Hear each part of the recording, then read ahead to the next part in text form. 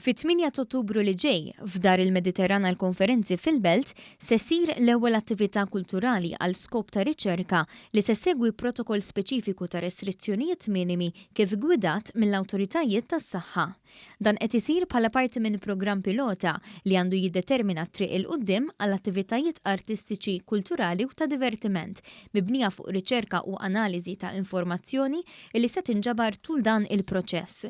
Tul l-attività mhux se jkun hemm restrizzjonijiet marbuta mad-distanza soċjali u l-ilbis tal-maskra mhux se jkun mandatorju.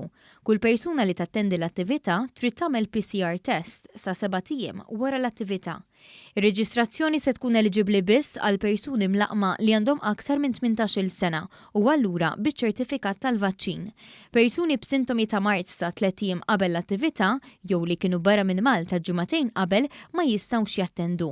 Persuni vulnerabbli mhumiex imħeġġa jattendu għal din l-attività pilota.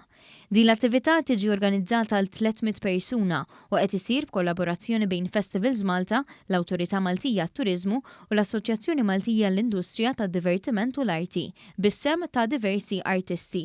Id-dettalji kollha fosthom it-termini u l-kundizzjonijiet u l-proċess ta' reġistrazzjoni għal din l-attività jinsabu fuq is-sit www.festivals.mt/restart.